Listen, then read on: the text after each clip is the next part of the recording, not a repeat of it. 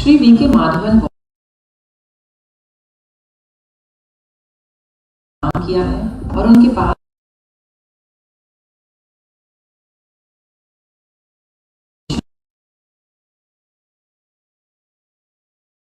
वह महत्वपूर्ण निर्णय लेते हैं। चीजों को कैसे किया जाए,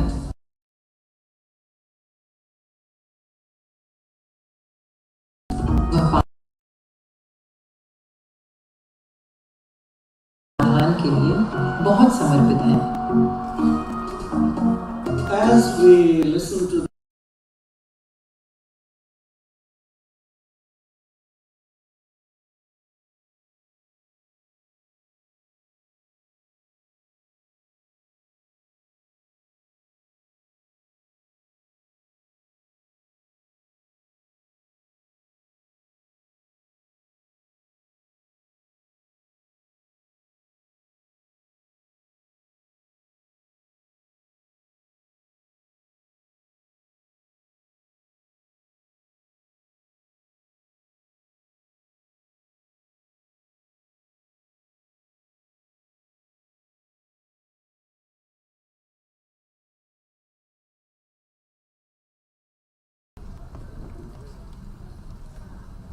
इस वॉश समिट के इस प्रथम सत्र को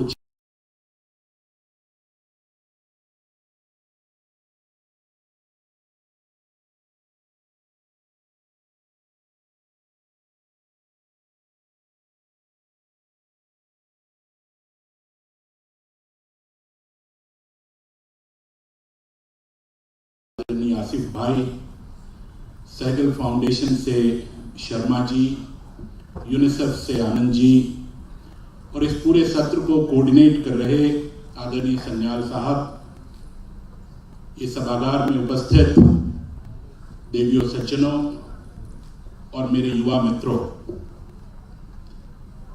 this is a matter of extreme privilege and pride that I am able to share the priorities of Government of India and the nation on achieving sustainable water and sanitation services for everyone. I think we need not labor hard to understand the importance of water and sanitation in human lives. It's a basic human right. It's the foundation of human development. Of course, for several decades, this sector was neglected, but in the recent past,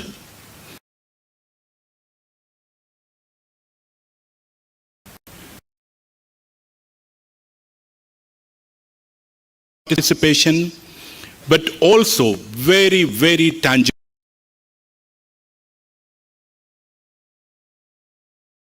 Point of time was considered as the global capital of that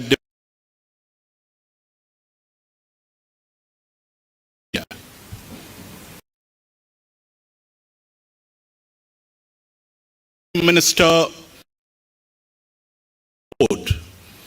declared that we will make this country open defecation free. Forget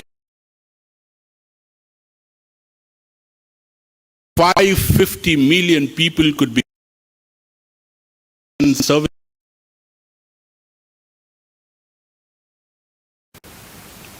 I'm testimony as the mission manager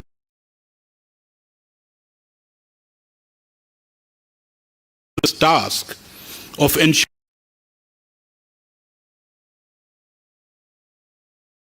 आप हमारे young दोस्त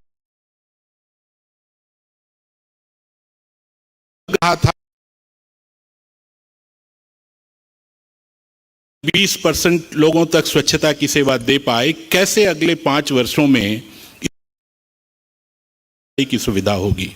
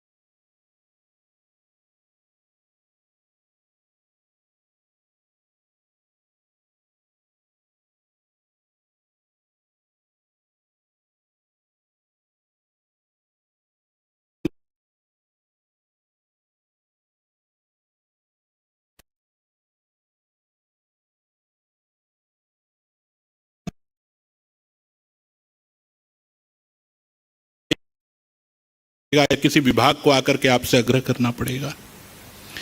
धीरे धीरे 2.5 लाख ग्राम पंचायतों में हम लोगों ने अपनी पहुंच बनाई।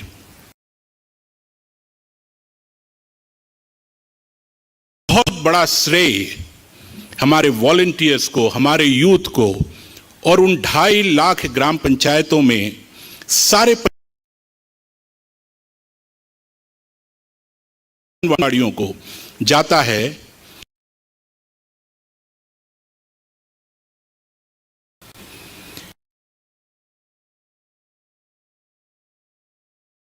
किया कि कैसे सरकार के कार्यक्रम चलने चाहिए और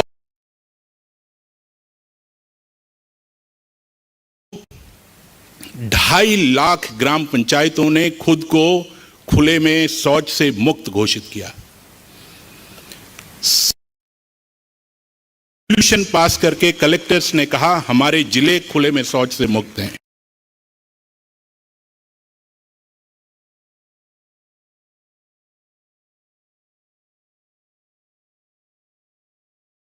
क्या ये है, क्या ये नहीं है।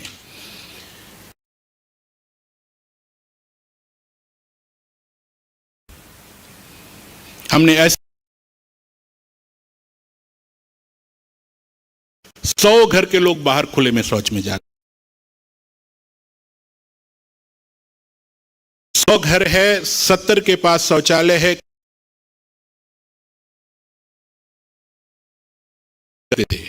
लोग कम्युनिटी टॉयलेट्स का यूज करते थे। हम लोगों ने स्वच्छ भारत मिशन के तहत राष्ट्र के साथ मिलकर, जन जन के साथ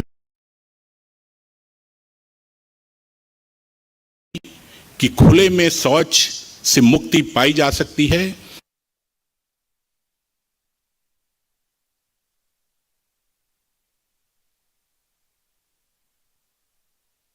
ये हो सकता है और बहुत बड़े पैमाने पर ये इस देश के लोगों ने करके दिखा है। मेरे लिए ये स्पिरिट ऑफ वॉलंटियरिज्म जीवंत रूप से दिखाता है। आज भी सरकार 2 अक्टूबर के बाद भी उतने ही कमिटमेंट के साथ, उतने ही बड़े संकल्प के साथ स्वच्छता के कार्य में लगी हुई है। आप सब यूथ्स हैं, वॉलंटियर्स हैं। अगर आपको कहीं लगे कि अभी भी कोई घर है जिसके पास शौचालय नहीं है, तो government has a dedicated program, a commitment that no one will be left behind. NOLB करके ministry of Jal Shakti, department of drinking water sanitation का एक कार्यक्रम है जिसके तहत कोई भी वेबसाइट पे जाकर के बता सकता है कि मेरे पास शौचालय नहीं है और उनको शौचालय की सुविधा मुहैया कराई जाएगी। ये काम रुका नहीं है, लेकिन अंतिम व्यक्ति तक, अंतिम हाउस होल्ड तक स्वच्छता के कार्यक्रम को ले जाना, अगर कोई छूट गए हैं, सबके लिए ये सुविधा सुनिश्चित करना, मैं समझता हूं हम सब की जिम्मेवारी है। खास करके ऐसे वॉलंटियर्स जिनका जोश और जज्बा कल शाम देखने लायक था, उनकी है। हम सब मिल करके सैकड़ों CYDA की तरह ऑर्गेनाइजेशंस के साथ इस संकल्प को पूरा करेंगे। व्यक्तिगत तौर पे मैं जानता हूं मैथ्यूज कितना कमिटेड रहा है इस विषय पर।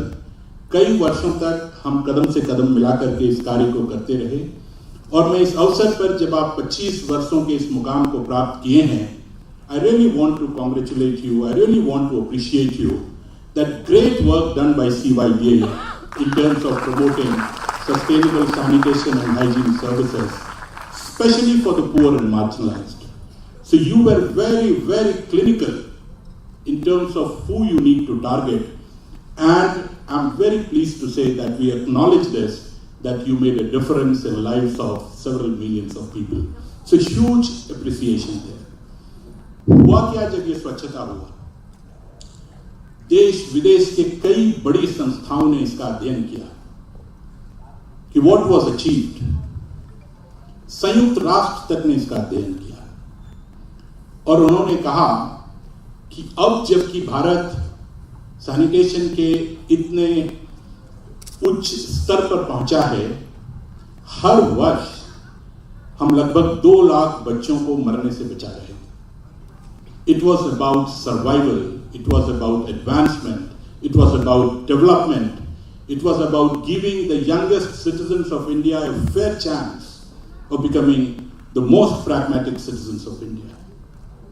So what looked like as a very dry, unsexy kind of subject, sanitation, nobody wanted to touch it, had a profound impact in the lives of millions of youths, children, girl child, etc. WHO और UNICEF के एक संयुक्त अध्ययन ने बताया कि जो भी व्यक्ति, जो भी हाउस होल्ड खुले में शौच से मुक्त गांव में रहता है, वहां पर उनको 50,000 रुपए तक का सालाना बचत होता है. There was huge saving in terms of less expenditure on medical requirements, convenience, less drudgery, opportunities, less dallies and hence more income. तो सैनिटेशन ने बहुत प्रोफाउंडली भारत के समाज को, भारत के लोगों को, भारत के मानसिकता को इफेक्ट किया है.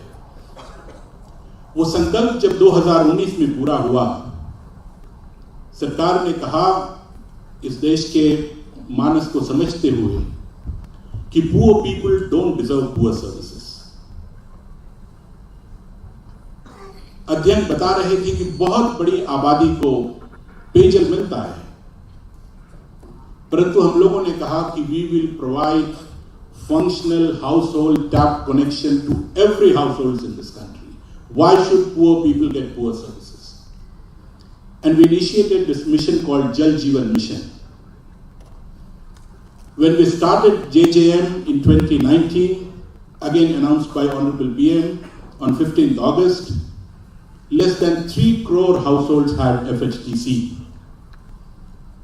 As I speak today, 75% of households have got FHTC.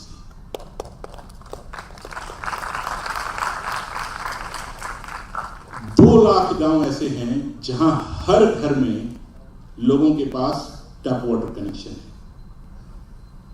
इसके जो इंपैक्ट्स हुए, अभी एकदम रिसेंट स्टडी है और इसीलिए मैं आपको वो नंबर्स बताना चाहता हूं. एक अंतर्राष्ट्रीय संस्था ने इसका अध्ययन किया और उन्होंने कहा कि हर सेकंड, थोड़ा बोस्टफुल लगेगा, लेकिन अध्ययन ने कहा कि हर सेकंड इस देश में एक एफएचटीसी लग रहा है. जिस गति से एफएचटीसी को प्राप्त किया जा रहा है, just an imagery, every second we are getting an FHTC to someone. The reduction in number of water quality habitations, which was over 50,000 in 2019, has come down to some 16,000 households. We are celebrating volunteerism here. Over 5 lakh villages now have committees, village water and sanitation committees, somewhere they are called Pani Samitis, which are taking this responsibility of decentralized operation and maintenance. 23 lakh women have received training on decentralized water quality monitoring. We are at a juncture where we want to achieve 2 things in this country. Living well, earning well. As we move on from 24 to 47, these 2 things are the beacon lights. Living well, लोगों का जीवन गुणवत्तापूर्ण हो. The quality of life should noticeably increase. And earning well, सबके जीवन में आर्थिक उन्नति हो, उनके पास आय हो, जिससे वो जीवन को और अच्छे तरीके से जी सकते हैं. और इस पूरे प्रयास को, वाटर सैनिटेशन को, आप इस लिविंग वेल, अर्निंग वेल के लेंस से देख सकते हैं. अब जबकि लोगों के पास घरों में पेयजल है, जो शिकागो यूनिवर्सिटी का लेटेस्ट स्टडी है, उसके 4 आंकड़े मैं आपके सामने पेश करना चाहता हूं. उन्होंने कहा, as a result of these initiatives, 6.66 crore hours, fathom this number, 6.66 crore hours, which was earlier spent on collection of water, is saved every day. जो समय महिलाओं को पानी लाने में जाता था, आज चूंकि उनके घरों में FHTC है, हम 6.66 crore hours को बचा रहे हैं. And by the way, 75% of these time savings are for women. WHO ने कहा 4 lakh diarrheal cases will be averted because of this safe drinking water and sanitation. Imagine करिए 4 लाख परिवार जो अस्पतालों में होते, अपना काम छोड़ करके अपने बच्चों को देख रहे होते, उनको अब इस परेशानी से नहीं गुजरना पड़ रहा है. Because of this, because that they are not having to spend time managing an ailing child, 8.25 lakh crore of economic savings is happening because we are averting diarrhea. And 2 more, and then we will come back to some kahani. Because we are doing this massive infra creation in rural areas, जब भी pipe पेयजल परियोजनाएं बनती हैं, trench खोदे जाते हैं, pipelines लगती है, ओवरहेड टैंक्स बनते हैं, स्टैंड पोस्ट्स लगाए जाते हैं, काफी एम्प्लॉयमेंट अपॉर्चुनिटीज जनरेट होता है.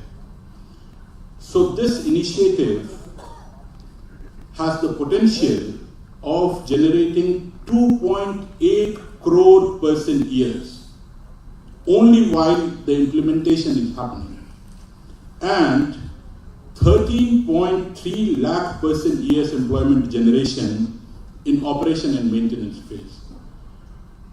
So this definitely is contributing to the agenda of living well and earning well. As we have moved on from this 3 crores to 14 crores households having FHTC, there is no slowing down. सरकार ने स्वच्छता के लिए फिर से phase 2 में बहुत बड़ा अभियान चलाया. अब जबकि लोगों के पास शौचालय है, our intent is that in villages people should also have solid and liquid waste management facilities. गांव का कचरा कैसे प्रबंधित किया जाए, गांव में जो इंडिस्क्रिमिनेटली पानी बहता है, नालियां जाम रहती हैं, बच करती हैं, उसको कैसे रोका जाए, गांव के प्लास्टिक वेस्ट को कैसे मैनेज किया जाए, सेप्टिक टैंक शौचालय जब भरेंगे तो उसका कैसे प्रबंधन हो, इस पर काफी सारा रिसोर्सेस, काफी सारे लोग, काफी प्रतिबद्धता के साथ फिर से फेज 2 में स्वच्छ भारत में काम किया जा रहा है. हमने पंचायतों को सशक्त करने के लिए, चूंकि वो अपने लोकल कॉन्टेक्स्ट को सबसे अच्छी तरीके से समझते हैं, फाइनेंस कमीशन जो सरकार का एक फाइनेंसिंग इंस्ट्रूमेंट है, फाइनेंस कमीशन के माध्यम से लगभग 2 लाख करोड़ रुपए की व्यवस्था की है, जो सीधे पंचायतों को जाता है और पंचायतें अपनी प्राथमिकताओं को तय कर सकते हैं. सरकार का व्यय सरकारी चैनल से हो रहा है, लेकिन पहली बार इतना बड़ा धनराशि पेयजल और स्वच्छता के लिए हम लोगों ने पंचायतों को निर्गत किया है, ताकि वो अपनी लोकल परिस्थितियों के अनुसार अपनी योजना बनाएं और उस पर कार्य करें.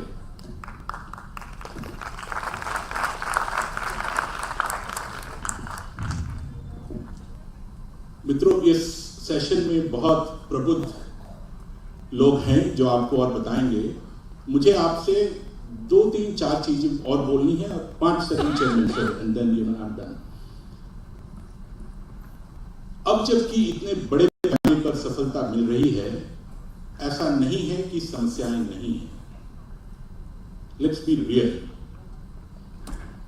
हम लोगों ने चिन्हित किया कि अभी भी देश के 500 ब्लॉक ऐसे हैं जहां पर बहुत सघनता के साथ कार्य करने की आवश्यकता है. And we have initiated a new program this year, which is called Aspirational Blocks Program, आकांक्षी विकास कार्यक्रम, जहां पर आकांक्षाएं अभी शेष है, उसकी प्रतिपूर्ति की जानी है। इन 500 एस्पिरेशनल ब्लॉक्स में 40 मानकों पर, जिसमें पेयजल और स्वच्छता भी है, हम बहुत तेजी से जन सहभागिता के माध्यम से, CYDA जैसे प्रतिष्ठित संस्थानों के माध्यम से लोगों तक पहुंचना चाहते हैं और कार्य करना चाहते हैं। आप सब इस अभियान में जुड़ना चाहेंगे? Right side is not interested, left is okay. But we need organizations like CYDA, जो कि इन 500 आकांक्षी ब्लॉकों में पुनः जन संवाद स्थापित करे, लोगों को इन कार्यक्रमों के बारे में बताए और फिर से एक बार उनके सुधार की जिम्मेवारी उनके हाथों में दी जाए। इस एस्पिरेशनल ब्लॉक्स प्रोग्राम के तहत हम वहां के लोकल परिस्थितियों को समझते हुए एक बहुत तेजी से इम्प्लीमेंटेशन का कार्यक्रम चला रहे हैं। मुझे बेहद खुशी है आपको बताते हुए, क्योंकि वॉलंटियरिज्म सेलिब्रेट कर रहे हैं हम लोगों ने आह्वान किया इन 500 ब्लॉकों का कि क्या आप अपने छोटे छोटे समूहों में चिंतन शिविर आयोजित कर सकते हैं? क्या आप मिलकर के ये चर्चा कर सकते हैं कि किन कारणों से एक ही जिले में होते हुए, जहां बहुत सारे ब्लॉक बहुत आगे हैं, आपका ब्लॉक पिछड़ गया? क्या कारण रहे जिससे कि बगल वाला ब्लॉक बहुत तेजी से स्वास्थ्य सुविधाओं में आगे निकल गया, वहां के न्यूट्रिशन आउटकम्स काफी अच्छे हैं, लेकिन ठीक बगल में होते हुए आप पिछड़ गए? पूरे देश को हम लोगों ने आग्रह किया कि क्या आप चिंतन कर सकते हैं, क्या शिविरों में हम बैठ सकते हैं, और पूरे कलेक्टर, जो हमारे 329 जिले हैं जिसमें ये 500 ब्लॉक आते हैं, सारे राज्य कवर्ड है, उन कलेक्टर साहबानों ने 10-10 ब्लॉक लेवल ऑफिशियल के साथ इन 500 ब्लॉकों में चिंतन शिविर का आयोजन किया और समझना चाहा कि क्यों पिछड़ गए हैं।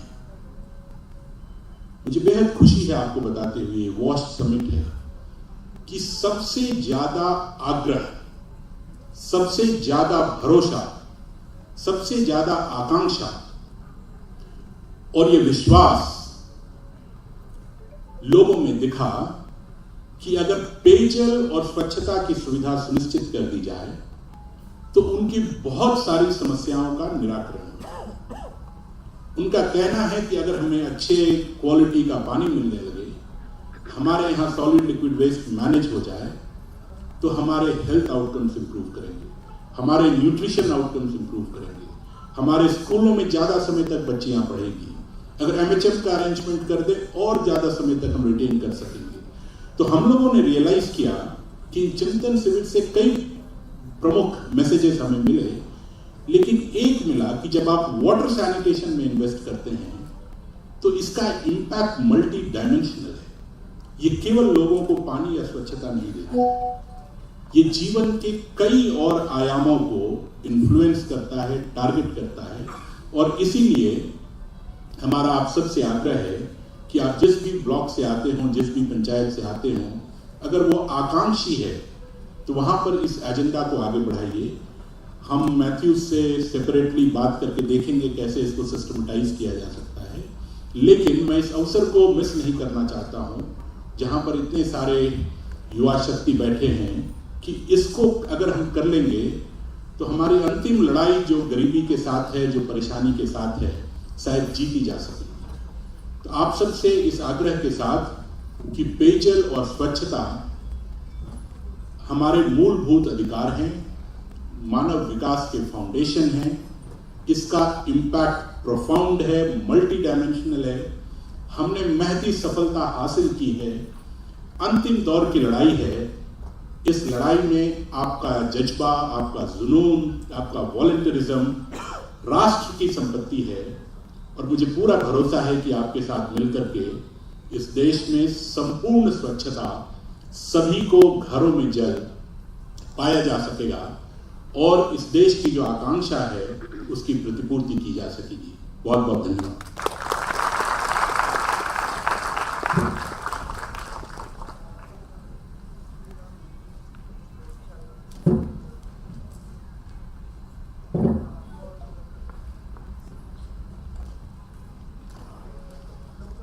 धन्यवाद आनंद जी, आपने बड़ा ही सुंदर तरीके से एक वॉश प्रोग्राम का एक पूर्ण साइकिल हमें यहाँ पर बताया।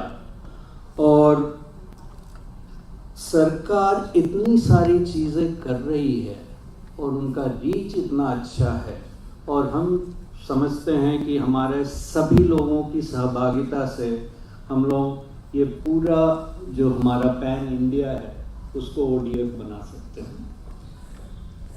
इसमें बहुत ज़रूरी, जैसा कि आपने बताया, कि चेंज ऑफ माइंडसेट बहुत ज़रूरी है। जैसे इन्होंने काफ़ी उदाहरण भी दिए कि घर में किसी गांव में 100 शौचालय हैं लेकिन उसमें कोई भी यूज़ नहीं करते हैं। इसी तरीके से हम यहाँ पर CYDA से जितने भी संस्थाएं जुड़ी हुई हैं और युवा वर्ग जो जुड़े हुए हैं, इस ओर ज़रूर ध्यान केंद्रित करें कि इनका बदलाव हम कैसे ला सकते हैं। आपने अभी एक गवर्नमेंट का जो इनिशिएटिव है उसके बारे में आपने सुना।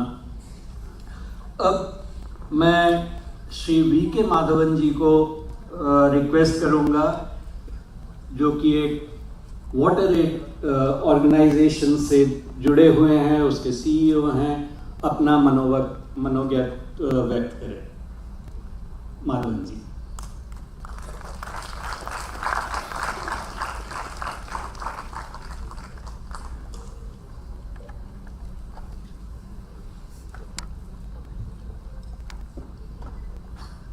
Thank you, Sanjay. I want to start off by congratulating CYDA and its entire team and all the young people, community members who've been associated with it for this 25th anniversary. So congratulations. This would not have been possible without all of your collective efforts, and it's a huge milestone. It's the first time that I've been in a panel discussion where all three speakers are former WaterAid people. I've never been in a panel discussion with 3 people from WaterAid before. And that in itself is a privilege to have 2 people who have preceded me in WaterAid prior. I'm also sitting behind ex-WaterAid. We've just heard very eloquently from Anand about government's perspective on the efforts that have been made thus far and the journey that has been traveled with regard to access to water, sanitation, hygiene for all. I will try and now talk a little bit about what are some of the challenges on the way ahead that remain. उससे पहले 2-3 चीज़ें मैं स्वच्छ Bharat mission और जल जीवन mission के संदर्भ में कहना चाहता हूँ। स्वच्छ भारत मिशन और जल जीवन मिशन में जितने संसाधन सरकार ने लगाए हैं, मेरे ख्याल से विश्व में किसी अन्य देश में इतना संसाधन कभी नहीं जुटाया गया इन 2 विषयों में। So in the last decade, we've seen an unparalleled public investment in drinking water and sanitation that we've never seen before. And very few countries have seen this kind of significant public investment for addressing these 2 issues. The second is that one of the reasons why both Swachh Bharat Mission and Jal Jeevan Mission have been able to make very significant improvements is because of the political leadership that has actually supported this. क्योंकि जो नेतृत्व है सरकार की, क्योंकि उनको ये लगा कि ये महत्वपूर्ण मसले हैं और इस पर इन्होंने अपना पूरी ताकत सरकार की लगाई, तो उसके फल नजर आते हैं। इससे पूर्व जबकि पेयजल स्वच्छता के कार्यक्रम हमेशा रहे, पर क्योंकि केंद्र सरकार के स्तर पर, प्रधानमंत्री के स्तर पर इतनी दिलचस्पी नहीं दिखाई गई, तो शायद उसका असर उतना मिला भी नहीं। The third thing that we've seen is that in the process of implementing Swachh Bharat Mission and Jal Jeevan Mission, the ability to mobilize states and the bureaucracy in these states to rally around these programs has also been very significant. What are the things that Swachh Bharat Mission and Jal Jeevan Mission are doing? ये तो बात हो रही है कि भाई हर घर में शौचालय है, समुदाय ग्राम खुले में शौच से मुक्त हो रहा है, हर घर में पानी की व्यवस्था की जा रही है टूटी के माध्यम से। पर दो और महत्वपूर्ण बदलाव है। स्वच्छ भारत मिशन की एक बहुत जो महत्वपूर्ण जो सफलता रही वो ये है कि फॉर द फर्स्ट टाइम स्वच्छ Bharat mission made sanitation topic for conversation in normal forum. इससे पूर्व कभी इसको लेकर आम घरों में चर्चा नहीं होती थी। And in some sense, Swachh Bharat Mission was able to make sanitation everyone's business. The second important thing about Jal Jeevan Mission is that it is changing what is normal. जो इस सभा में बैठे हुए बहुत सारे लोग हैं जिनके लिए आम बात है कि भाई आप सवेरे उठे, घर के अंदर टूटी लगी हुई है, पानी उपलब्ध है। ये इस देश में बहुत सारे करोड़ों लोगों के लिए ये संभव नहीं था। और अगर ये पानी की व्यवस्था, पेयजल की व्यवस्था घर में सुनिश्चित की जा रही है तो कहीं ना कहीं नॉर्मल जो हमारे लिए है उनके लिए भी बदला जा रहा है। And I think that's the most significant impact of this. और इसके जो सबसे जो लाभ जो मिलने वाला है वो विशेषकर 3 लोगों का, महिलाएं जिनकी जिक्र आनंद जी ने की, किशोरियाँ और जो वृद्धावस्था में जो लोग हैं। अब आप ये सोचिए कि अगर वृद्धावस्था में लोग हैं, घर में अगर शौचालय की व्यवस्था नहीं थी तो क्या मजबूरी, क्या परेशानियां उनको सामना करना पड़ता। पर आज वो बदल गया। जो सस्टेनेबल डेवलपमेंट गोल्स की जो बात जो आनंद जी ने की, 2030 तक वक्त है जो SDG गोल्स को प्राप्त करने के लिए। और अगर हम SDG गोल्स की ओर जो प्रगति अगर देखेंगे और विश्व भर में जो प्रगति रहेगी SDG गोल्स की प्राप्ति में, अगर उसमें बहुत सिग्निफिकेंट फर्क अगर आएगा तो वो भारत के कार्यक्रम के चलते हुए आएगा। There is a likelihood that India's efforts alone will potentially shift progress against SDG goal 6 by almost a third, if not more. Just India's progress. So in some sense, I think it's important to recognize the contribution that India will make to achieving SDG goal 6 and shifting the global indicators. Let's focus a little bit on the challenges that we are still faced with. We will need to now find ways of addressing as we move forward. The first is with regard to equity.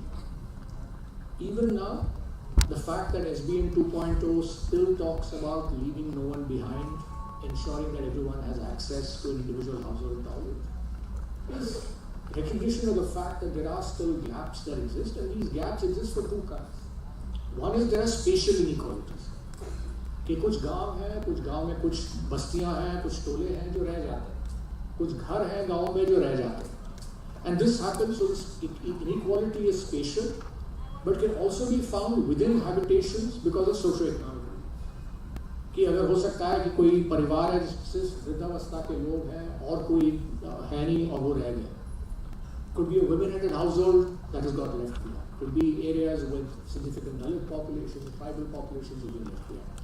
So there is inequality that exists, and it is not fair to expect Swachh Bharat Mission and Jal Jeevan Mission to fix that.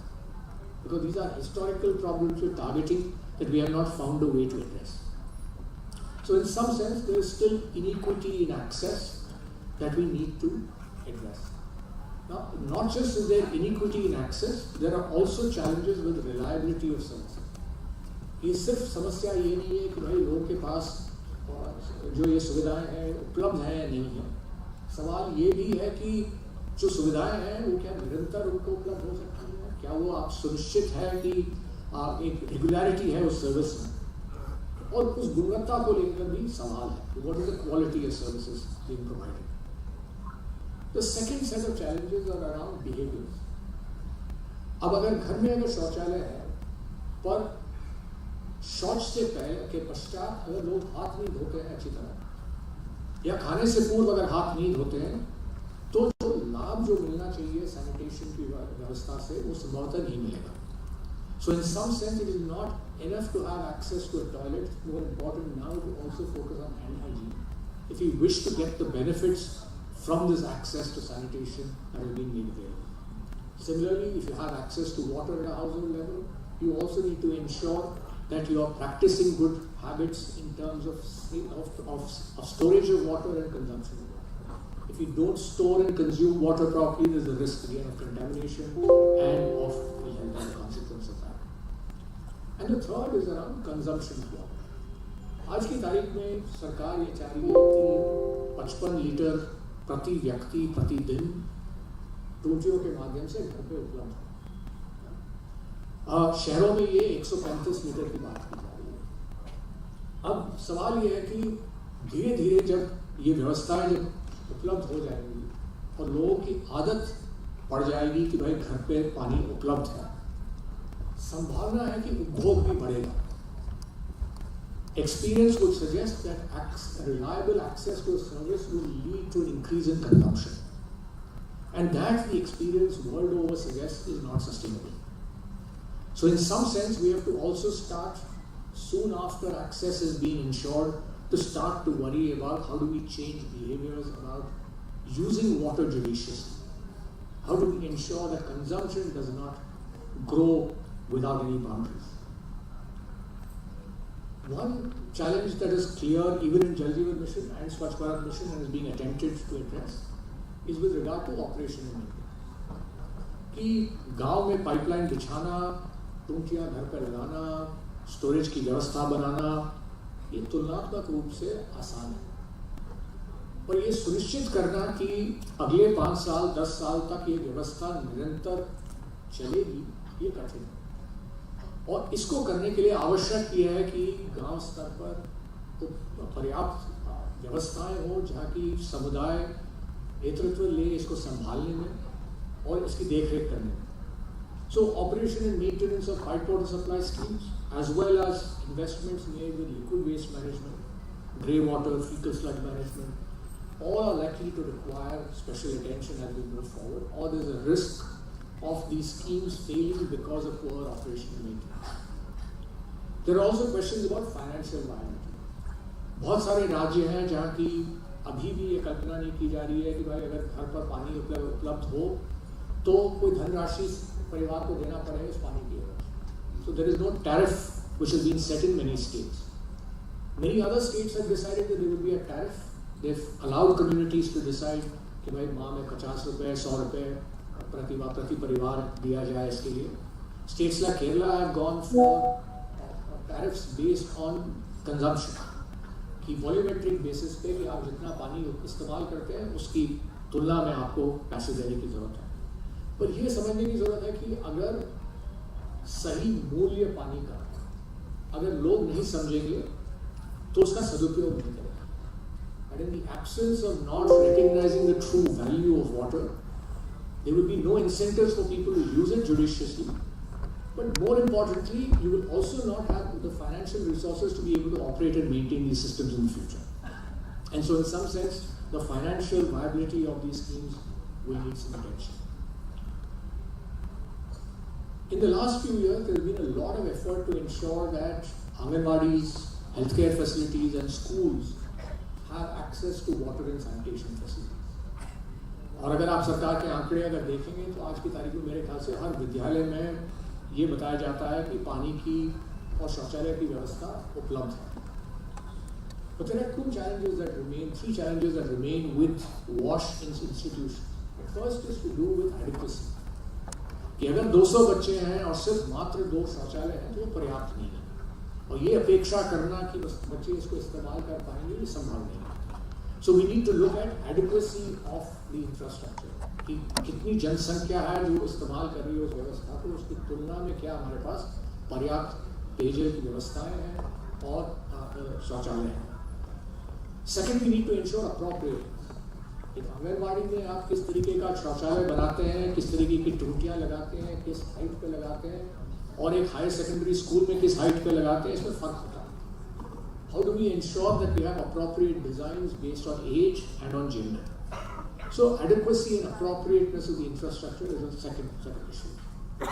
And the third set of issues with regard to institutions is the availability of finance for operation and maintenance. बहुत सारे विद्यालयों में जबकि व्यवस्था बहुत अच्छी है, पर क्योंकि पर्याप्त संसाधन नहीं है उनके पास, तो उसकी देखरेख नहीं कर पाते। उदाहरण के लिए कि हैदराबाद में मैं हैदराबाद शहर में एक विद्यालय में गया, जहाँ की सालाना 25,000 रुपये उपलब्ध होता है उनको उनकी पूरी देखरेख करने के लिए, और उस 25,000 रुपये में ना सिर्फ सैनिटेशन और वाटर की व्यवस्था की देखरेख करना, पर सफाई भी स्कूल का उसी 25,000 रुपये में कराना पड़ता है। अब अगर पर्याप्त संसाधन नहीं है, तो अगर व्यवस्था बनाया भी जाता है तो उसकी साथ संभाल नहीं हो पाएगी। We are concerned about the reliability of the source, कि भाई पानी की टूटी तो लग गई, कनेक्शन हो गया, एक बार आपने पानी सुनिश्चित करवा दिया, पर अगर भूजल का स्तर अगर गिरता है, गर्मी में अगर खसकाल जाता है, नीचे उतरता है, how do you ensure that your source of water is going to be reliable? So in some sense, one of the challenges with regard particularly to Jal Jeevan Mission is the reliability of the source, given particularly our high dependence on groundwater.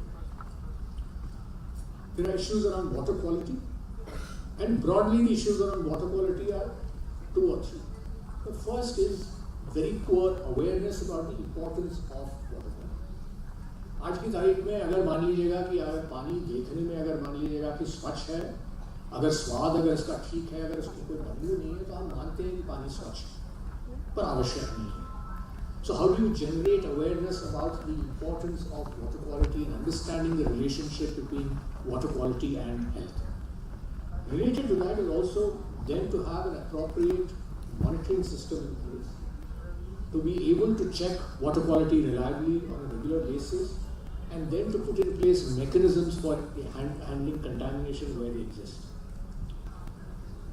There are 3 other issues that I would like to highlight very briefly before I conclude.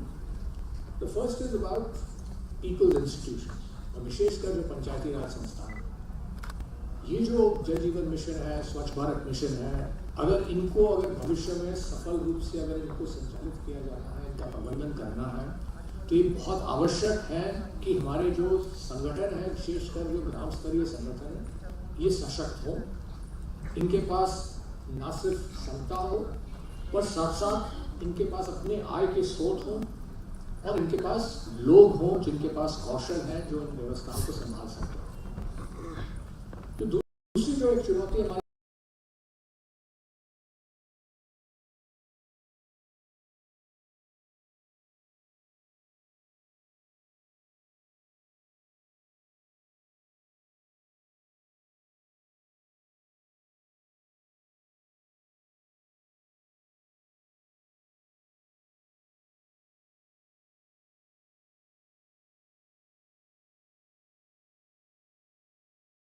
about that even the urban poor have access to the same quality of services. The third large issue is around climate change. And climate change is likely to have an adverse impact on all our water systems. It could be because of heat waves, it could be because of droughts, it could be of flooding, cyclones. And the fact is that we will need to start to look at all our systems to check whether they are climate resilient and will be able to withstand climate stress.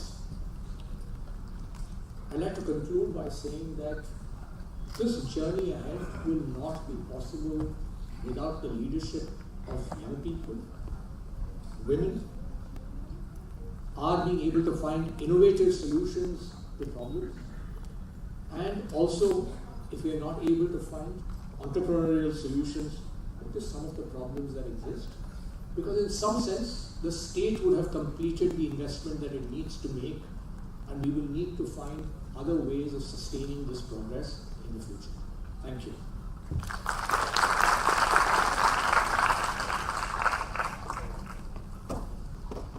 Thank you, Madhavanji, for wonderfully explaining the challenges that we still have to face, and what are some of the major challenges that we are currently facing.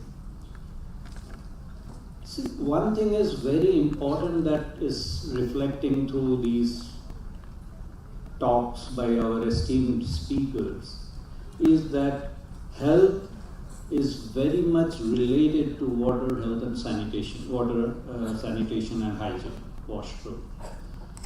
It is not only the health, it is also the economic implications of those programs and the challenges that we are facing. So we have heard from government, from the private, and now I would like to invite our chair of this session.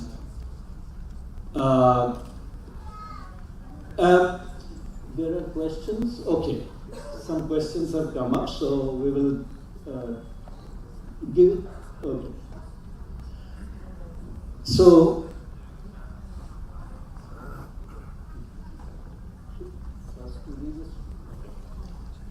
participants' questions have come. So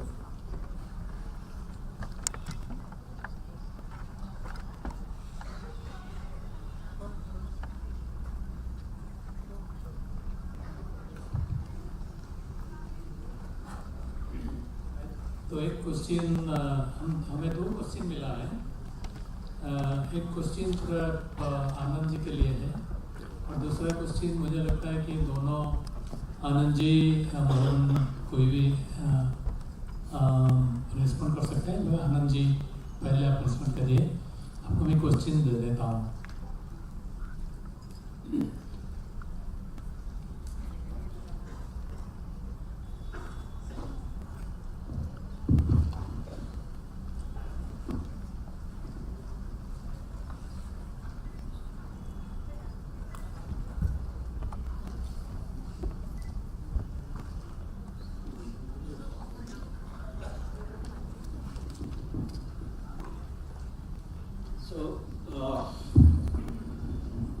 I'm going to just tell you what are the questions that have come.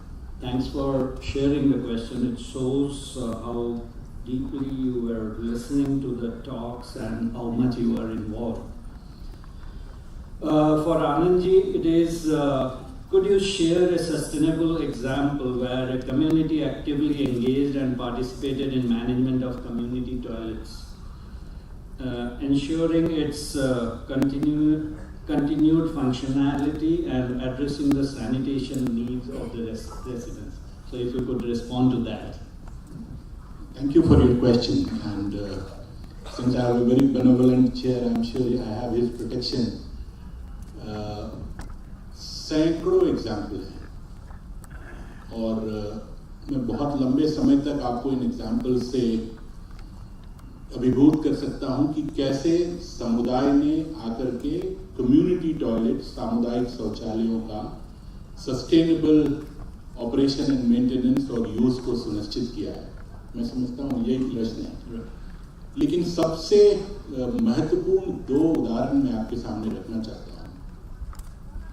एक है उत्तर प्रदेश से। उत्तर प्रदेश में लगभग 70-75 हजार सामुदायिक शौचालय हैं। वहां लगभग 1 लाख राजस्व ग्राम है और उनमें से लगभग 70% गांव में स्वच्छता को सुनिश्चित करने के लिए कि कोई भी छूटने ना पाए, जैसा हमारे मित्र माधवन जी कह रहे थे कि कभी कभी लोगों के पास, खास करके गरीब लोगों के पास अपना जमीन नहीं होता है जिसमें वो अपना शौचालय बनाए। तो ऐसे परिवारों के लिए उन्होंने एक सामुदायिक स्थल में सामुदायिक शौचालय का निर्माण कराया है ताकि हर कोई स्वच्छता की सुविधा का, स्वच्छता के लाभ का फायदा ले सके।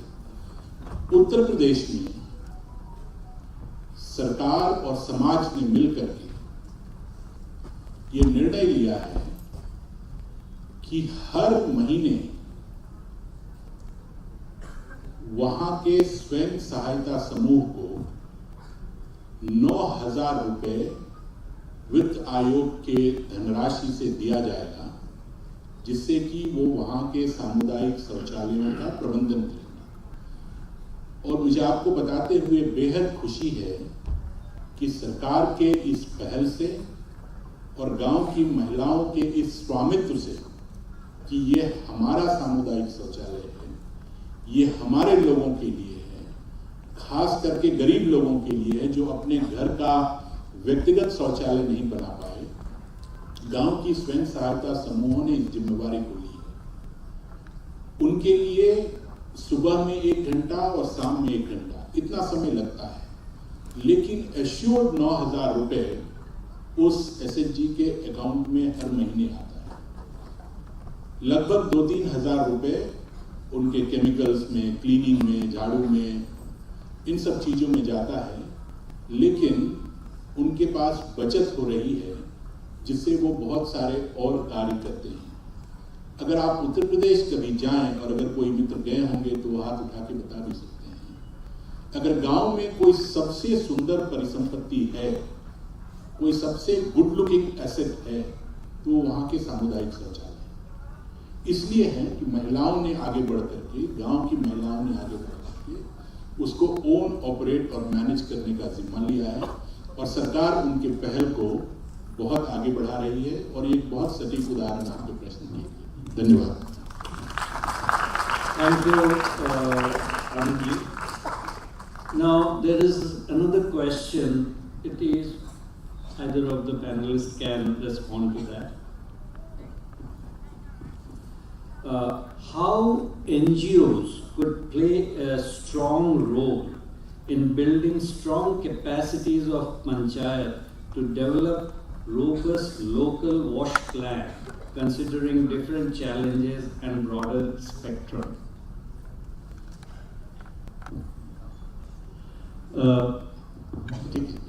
Okay, fine. स्वच्छ भारत की पूरी कहानी ऐसे सैकड़ों स्वयंसेवी संस्थाओं के सहयोग की कहानी है।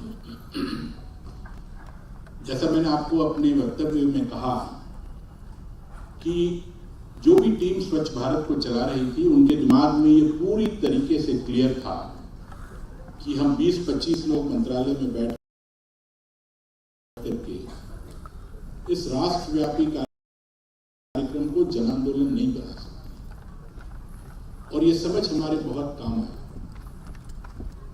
देश के जितने भी संस्थाएं जिनका कोई भी अनुभव पेयजल और स्वच्छता के क्षेत्र में था, उनके लिए 2 माध्यमों से फॉर्मल पार्टनरशिप अरेंजमेंट्स खोले गए। एक, संस्थाएं जैसी माधवन जी लीड करते हैं, बड़ी संस्थाएं, वो केंद्र में, राज्यों में जहां भी इनकी पहुंच है, वहां सरकारों को technical advice, technical assistance, monitoring, कई सारे आयामों पर मदद करती थी। वो ऊपर के स्तर पर काम कर रही थी, कुछ जमीनी स्तर पे भी काम कर रही थी। लेकिन हर जिले में हमारी एक कमेटी होती है, डिस्ट्रिक्ट वाटर सैनिटेशन मिशन या डिस्ट्रिक्ट वाटर सैनिटेशन कमेटी। इन कमेटी में हम लोगों ने एनजीओज के प्रतिभाग का सरकारी आदेश करके रास्ता खोला। तो जिले के स्तर पर नियोजन में, जिले के स्तर पर क्रियान्वयन में सहयोगी संस्थाओं को बड़े पैमाने पर जोड़ा गया। सहयोगी संस्थाओं ने बहुत बड़ी भूमिका निभाई जमीनी स्तर पर मेसन्स की ट्रेनिंग में, ताकि शौचालय अच्छी गुणवत्ता के बन सके। उनके पास वो पहचान थी, वो कौशल था, और मेसन्स ट्रेनिंग में बहुत बड़ी भूमिका उनकी रही। तीसरा, चूंकि इस पूरे कार्यक्रम को हम लोगों ने व्यवहार परिवर्तन का कार्यक्रम बनाया था,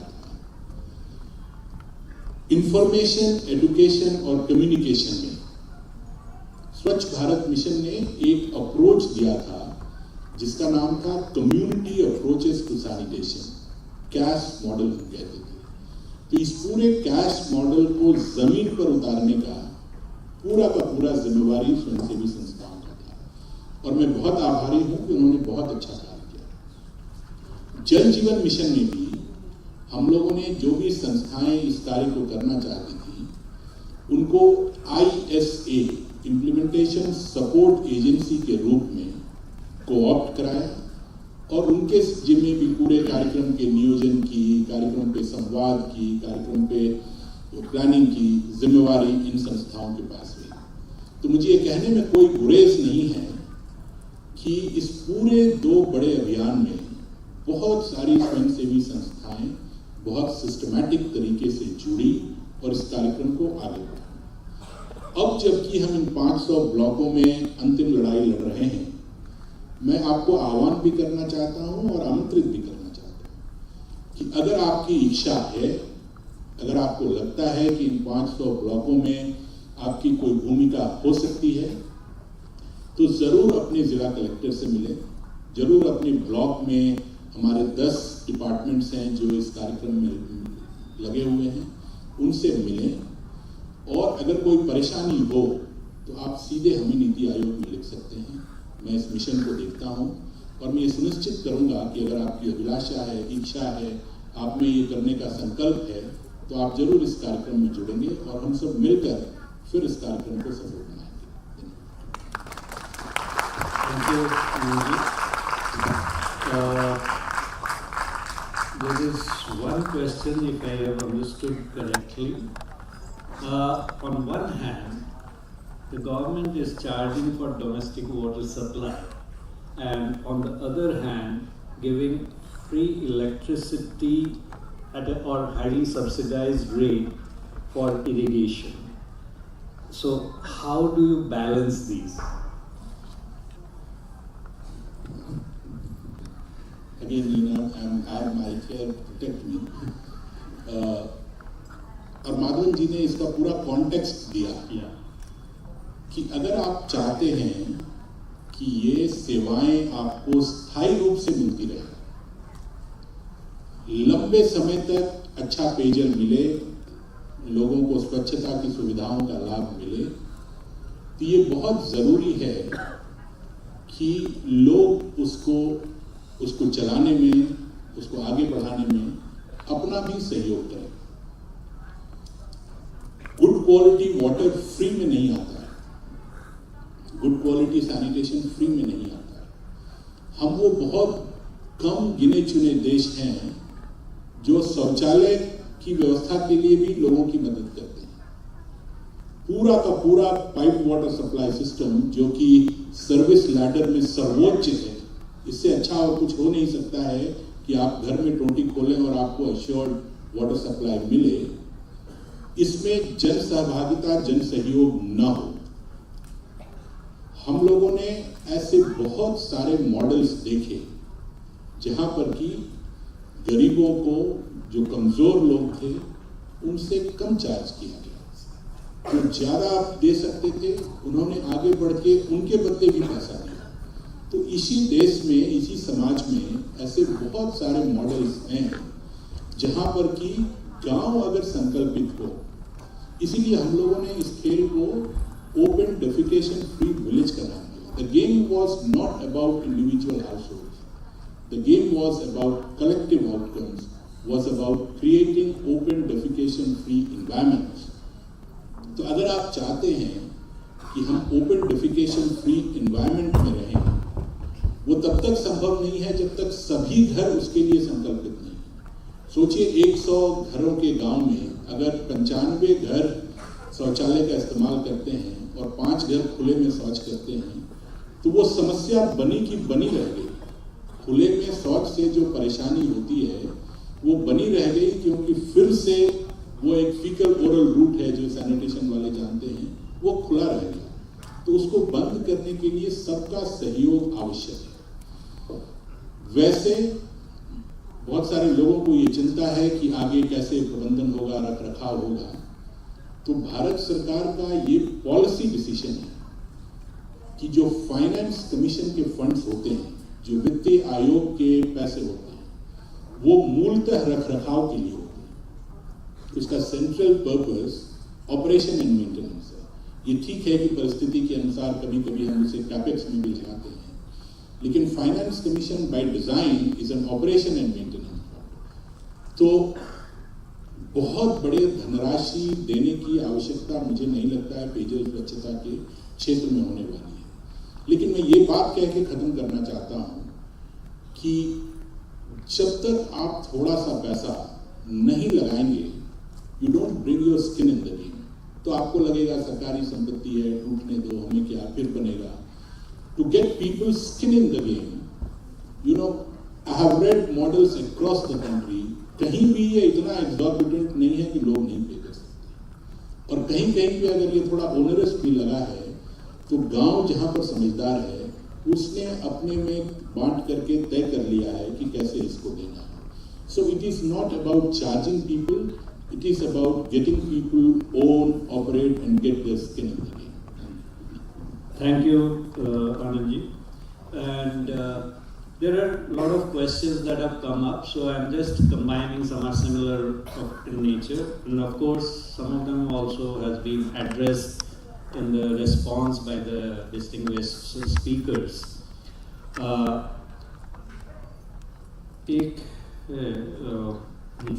There is one question which of course you have just covered now: operation and maintenance, lack of availability of plumbers.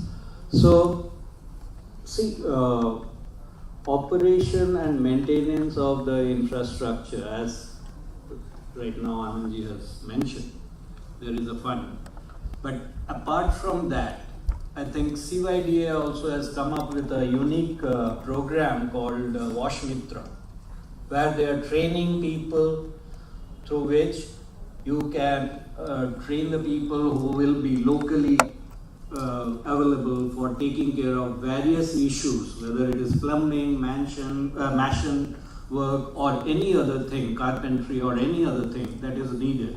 So that could be. So it depends upon the communities, upon the panchayats, upon the people to take it forward, take help of CYDA, get their people trained and go ahead with it. So we cannot leave everything on the government, that government will do this, government will do that. We also have to take initiatives from our end. There is one last, I will just take up. एक है कि they have asked specific question कि अगर हमें शौचालय बनवाना है तो कहाँ आवेदन करना होगा. यहाँ पे मैं बताना चाहता हूँ. अच्छा, ओके, अच्छा एक और, it's all done. How to provide cleaning of septic tank in village areas, that's all. Yeah. So अगर कोई छूट गए हैं जिनके पास अभी भी शौचालय की सुविधा नहीं है, तो उसके दो तरीके से समाधान का रास्ता हम लोगों ने निकाला है. एक, वो अपने पंचायत के प्रमुख के पास जाएं, पता नहीं महाराष्ट्र में इनको क्या बोलते हैं, कहीं सरपंच बोलते हैं, मुखिया बोलते हैं. आप सरपंच के पास जाएं और एक आवेदन दें कि मेरे पास शौचालय नहीं है, आपको शौचालय मिल जाएगा. लेकिन अगर आप सरपंच तक भी नहीं जाना चाहते हैं तो हमने अपने वेबसाइट पे, जल शक्ति मंत्रालय का जो पेयजल स्वच्छता विभाग है उसके वेबसाइट पे, और कई राज्यों ने अपने अपने राज्यों के वेबसाइट पे एक लिंक दिया है, जिसको अगर आप क्लिक करेंगे तो एक फॉर्म खुलता है. उस फॉर्म में आप अपनी पूरी जानकारी दे दें, वो सेंट्रली सबमिट हो जाता है और फिर वहाँ के अधिकारियों के पास वो चला जाता है कि ये आवेदन आए हैं, आप चेक कर लें. अगर सही में ये वंचित हैं, इनको नहीं शौचालय मिला है, पात्र हैं, तो इनको शौचालय की सुविधा दे दी जाए. या आप सीधे अपने सरपंच से संपर्क करें, या घर बैठे ही देखना चाहते हैं तो पेयजल स्वच्छता विभाग या अपने राज्य के जो पेयजल स्वच्छता विभाग है उसके वेबसाइट पे जाएं. ये वेब लिंक दिया हुआ है जिसका इस्तेमाल करते हुए आप शौचालय की सुविधा को पा सकते हैं. Thank you. Now I would request Sri Mahesh Mishra ji to sum up the entire proceedings of the session and give his concluding remarks.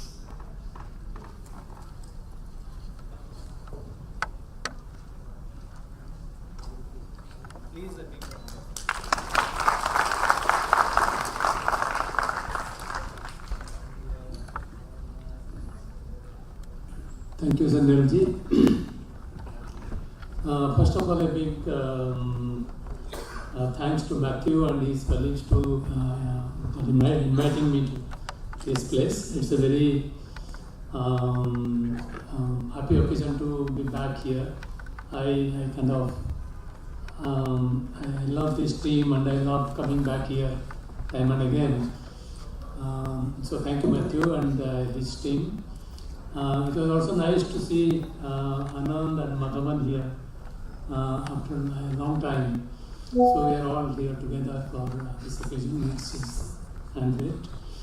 So after all that Anand and Madhavan have said, तो मुझे कुछ कहने का जरूरत नहीं है, क्योंकि वो इतना कम्प्रिहेंसिवली इसको हैंडल किए हैं, तो एक बचा ही नहीं कहने का, तो ये सारे के सारे ख़त्म कर दिए। तो दो तीन चीज़ों पे मैं थोड़ा फोकस करूँगा। एक है कि एक तो बात ये पक्का है कि जो मुहिम हमने इंडिया में शुरू किए हैं 2014 के बाद में, ये असंभव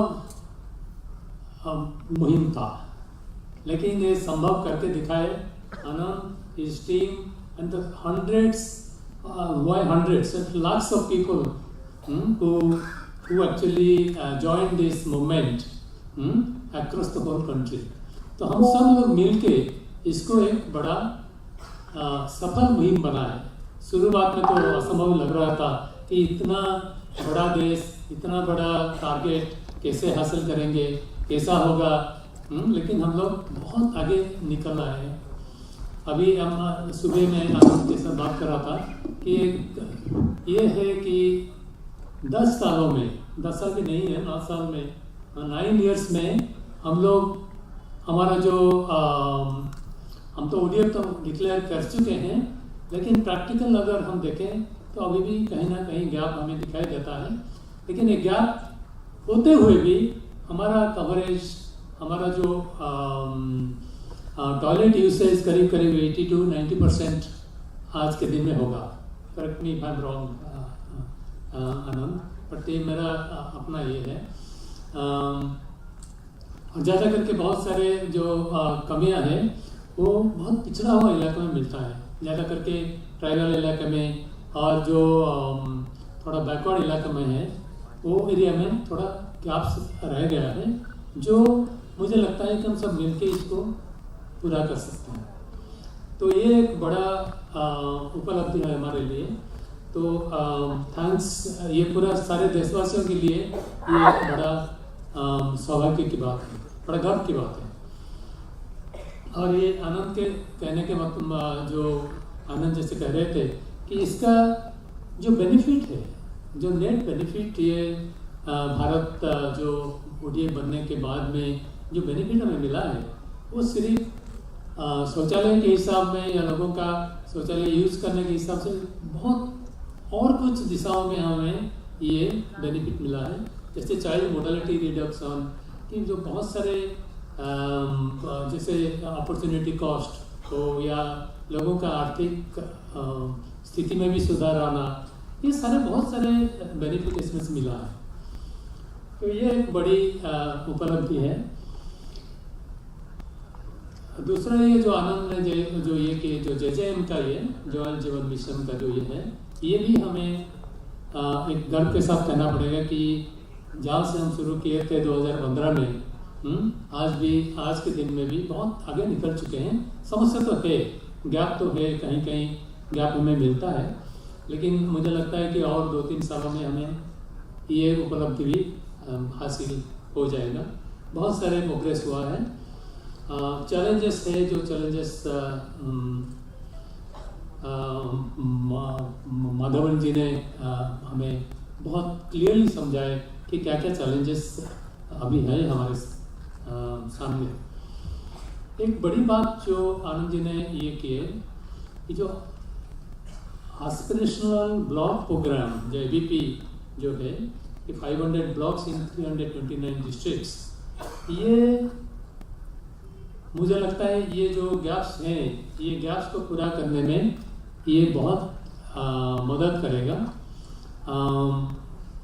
ये और आनंद भी ये भी क्लियर किए कि हमारा जो हम जैसे जैसे CYDA जैसे स्वयंसेवी संस्थाएं ये मुहिम में, ये जो मूवमेंट में कैसे हिस्सा ले सकते हैं और हम सब मिलके इसको पूरा कैसे कर सकते हैं।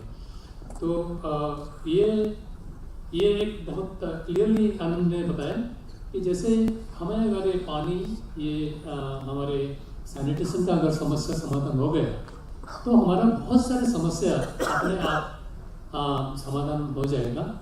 जैसे 40 इंडिकेटर्स में वो बता रहे थे कि 40 इंडिकेटर से अगर हमें वास इंडिकेटर का हम अच्छा से हासिल करें, अच्छा से रियलाइज करें, ये इंडिकेटर को अगर हम अचीव कर पाएँ तो हमें बहुत सारे अदर इंडिकेटर्स हम ऐसे ही अचीव कर लेंगे आसानी से। तो ये बहुत अच्छी बात है। और मेरा ये भी सुझाव है CYDA के लिए कि ये भी देखें कि ये जो एस्पिरेशनल डिस्ट्रिक्ट महाराष्ट्र में है, ये डिस्ट्रिक्ट में CYDA कुछ कर सकते हैं क्या? तो ये सोचने वाली बात है। माधवन जी बहुत अच्छा कुछ जो चैलेंजेस हमारे सामने रखे, मैं ये समझता हूँ कि आनंद ने इसका नोट तो लिए होंगे जरूर, और इनका मिशन में इसको भी चर्चा करेंगे, क्योंकि सारे के सारे बहुत उजंदा बातें माधवन ने कहे। पर्टिकुलरली मुझे अच्छा लगा कि ये जो जल जीवन मिशन में जो पानी का जो ये है, एक सवाल भी आया था जी, ये जो हम एक ये में हम कह रहे हैं कि तुम इलेक्ट्रिसिटी फ्री ले जाओ और जितना वो पानी निकालना है उसको निकालो, फिर हम कह रहे हैं कि 24/7 वाटर हाउस होल्ड टैप के साथ दो। तो ये तो ऐसा ही दिखता है कि हमारा कंजप्शन तो बहुत ही बढ़ जाएगा, तो हमारे पास इतना पानी है क्या? तो ये एक सवाल है जिसको मिनिस्ट्री नीति आयोग मिनिस्ट्री सब सोचना चाहिए कि ये पानी हम कहाँ से लाएंगे। अभी फॉर्चुनेटली इंडिया के पास शायद ये समस्या अभी इतना जोर से नहीं है, लेकिन ये कुछ दिनों में ये तो समस्या आने वाला है। The way we are actually using our ground water, तो ग्राउंड वाटर में जैसे हम लोग यूज कर रहे हैं तो ये समस्या तो आने वाला है, और 5-7 साल में 10 साल में ये समस्या बहुत गंभीर समस्या बनने वाला है। तो जो इक्विटी ऑफ एक्सेस का बात किए, रिलायबिलिटी ऑफ एक्सेस का बात किए, जो क्वालिटी ऑफ ये फैसिलिटीज का बात किए, तो ये बहुत अच्छा लगा माधवन जी का जो जैसे इसको सामने रखे हमारे सामने। और कंजम्पशन का जो वाटर कंजम्पशन के ऊपर जो उनका जो ये था कि ये हम कैसे ये जुडिशियसली कैसे ऐसे वाटर को हम यूज़ कर पाएँ, क्योंकि ये आने वाले हमारे जो जनरेशन है हमें इनके लिए भी ये पानी को छोड़ना ही है। तो एक सुझाव मेरा है कि ये आनंद को ये भी पूछ रहा हूँ कि क्या ऐसे सोच आप लोगों के पास है कि हम ग्राउंड वाटर को कैसे मिनिमाइज करें यूसेज, और कैसे सरफेस वाटर को कैसे मैक्सिमाइज करें। ये जैसे वाटर रेन वाटर का हार्वेस्टिंग हो, या हमारे जो सरफेस वाटर है इसका कैसे इस्तेमाल को ज़्यादा करें। जैसे ग्राउंड वाटर को टच अगर न करते हुए भी हम ये JJM को सफल बना सकते हैं, तो ये हमारे लिए एक बड़ा उपलब्धि होगा अगर हम कर पाएँ तो ये ये है। बाकी 2-3 सुझाव मेरा है यहाँ। मैं माधवन जी बहुत सारे बातें किए हैं, मैं इसको दोहराना नहीं चाहता हूँ, लेकिन ये बात मैं इनसे सहमत होता हूँ कि ये वास इनिशिएटिव को हमारा अगर अच्छा से हम रियलाइज कर पाएँ, अच्छा से ये हासिल कर पाएँ, तो हमारे बाकी जो SDG है, जो सस्टेनेबल डेवलपमेंट गोल के जो बाकी सारे गोल्स हैं, ये गोल को भी हासिल करने के लिए हमारे पास थोड़ा सहूलियत बढ़ेगा, हम थोड़ा आसानी से इसको शायद इसके दिशा में काम कर पाएंगे, क्योंकि वहाँ से एक बहुत बड़ा समस्या के रूप में हमारे पास खड़ा है। तो 2-3 क्लाइमेट चेंज का एक बात माधव भी बताए थे, और ये आज हमारे सामने एक बड़ा चुनौती के रूप में खड़ा है, और इसके इसके बारे में भी मेरा विश्वास है कि देखिए मिनिस्ट्री ये सारे ये बात इसको देख रहे हैं और together with ground water usage इसको ये देखेंगे कि आगे चल के कैसे इसको हम इसको कैसे एड्रेस कर पाएंगे। 2-3 जो बातें हैं, आनंद जी ने एक बात कही कि ये हम अंतिम चरण पे है। मुझे नहीं लगता कि हम अंतिम चरण पे है, क्योंकि ये मुहिम ऐसा चलना ही चाहिए और हम ये स्थिति पे नहीं पहुंचना, अभी नहीं पहुंचे हैं कि हम कहेंगे कि और 5 साल एबीपी में काम करें और ये अंतिम हमारा जो स्टेप्स हैं हम इसको पहुंच जाएंगे। ऐसा नहीं है, क्योंकि हमारे जो सबसे बड़ा समस्या है जिसको माधवन जी भी टच किए हैं कि जो बिहेवियर चेंज का जो बात है जो आनंद जी भी टच किए थे कि एक गांव में शौचालय 100% है लेकिन 100% लोग भी बाहर जाते हैं। तो ये बिहेवियर चेंज का सवाल है।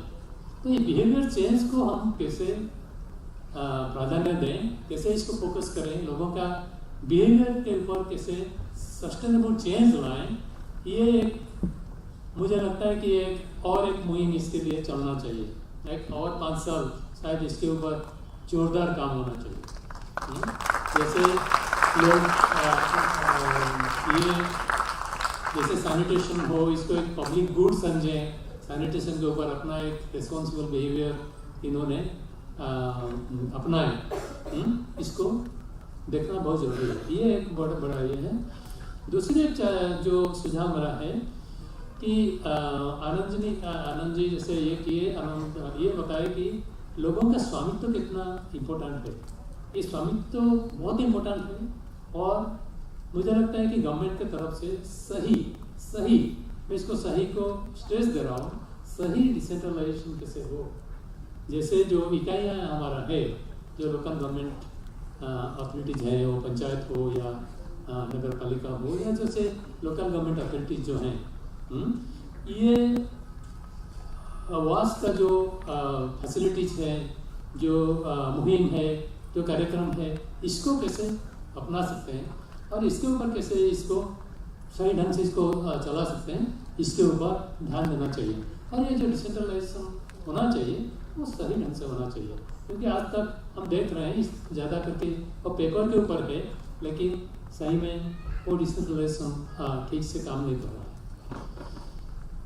जुडिशियस यूज ऑफ वाटर मैं और एक बार स्ट्रेस कर रहा हूँ इसको, सरफेस वाटर का जो ये है। और एक बात माधवन भी टच किए थे और मैं इसको और एक बार स्ट्रेस कर दे रहा हूँ कि सोर्स जो है पानी का, तो हम ये भी देखें हैं कि पानी नहीं होगा तो हमारे शौचालय काम नहीं करेंगे, पानी नहीं होगा तो हमारे जेजेएम ठीक से काम नहीं करेंगे।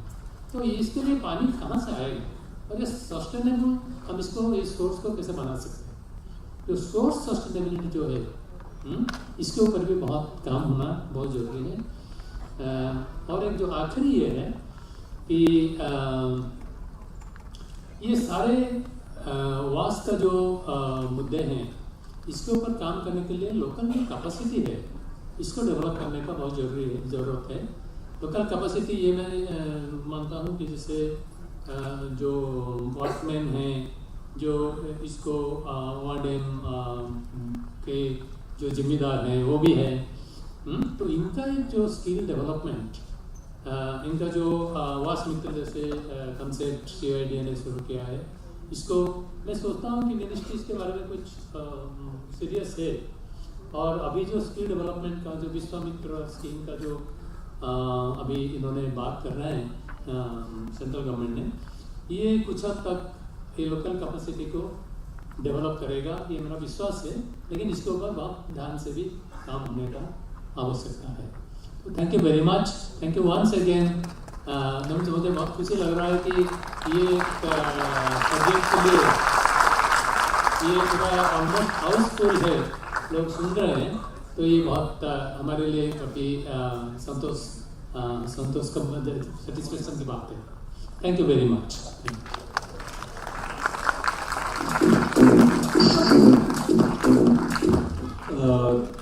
Thank you Mahesh ji. आपने इस पूरे सेशन का जो बहुत सुंदर तरीके से एक स्वरूप दिया संक्षेप में कि आगे की हमारी क्या स्थिति है और हम कैसे आगे बढ़ सकते हैं. Now I would before end I would like to thank all the panelists, Anand Shekhar ji, Madhavan ji and Mahesh Mishra ji, for their time and valuable guidance, very insightful talk. So thank you so much for your presence here and giving us such a delightful and insightful talk, thoughts which we need to take it forward. Thank you.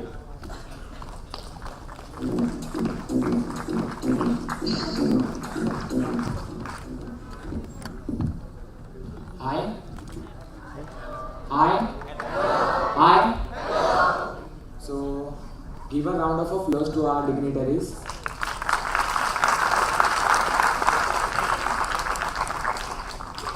So, I would like to felicitate our guests. So, I request Mr. M.N. Sanyal ji to felicitate Mr. Anand Shekhar ji.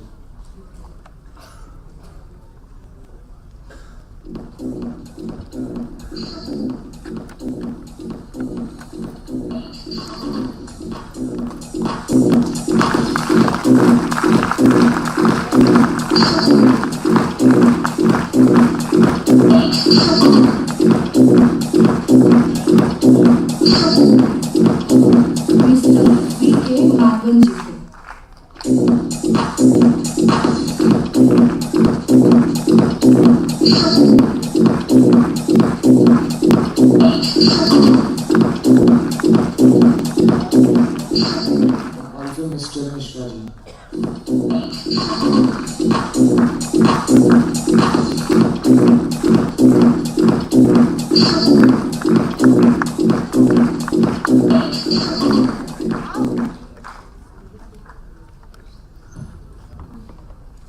सो हम बढ़ते हैं हमारे next session की ओर, wash and sustainability. So session की ओर बढ़ने से पहले हम म्यूजिकल परफॉर्मेंस से शुरुआत करते हैं. म्यूजिकल परफॉर्मेंस के लिए मैं इनवाइट करना चाहती हूँ जितेंद्र जी को. Please Jitendra ji, come on the stage. Please give a round of applause to Jitendra ji.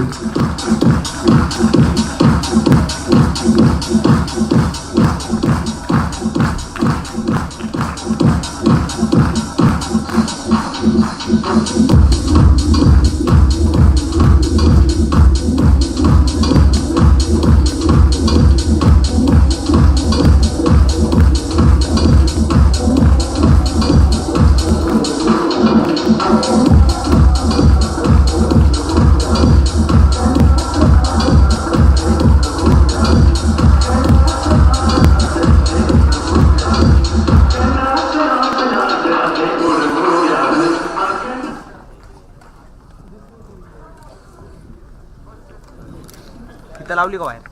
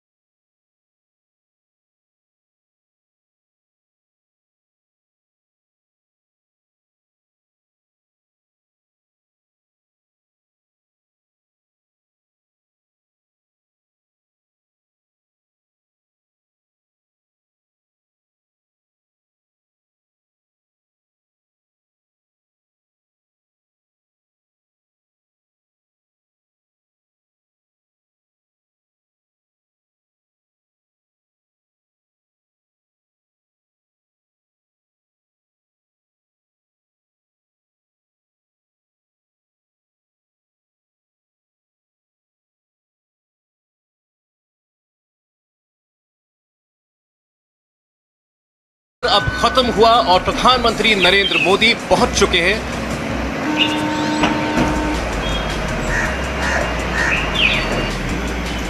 India TV के चेयरमैन और editor in chief Rajat Sharma और मैनेजिंग डायरेक्टर ऋतु धवन ने प्रधानमंत्री का स्वागत किया और अब शुरू होने जा रहा है नरेंद्र मोदी का ऐतिहासिक इंटरव्यू। करोड़ों दर्शक अब वो देखने वाले हैं जो हिंदुस्तान के इतिहास में कभी नहीं हुआ।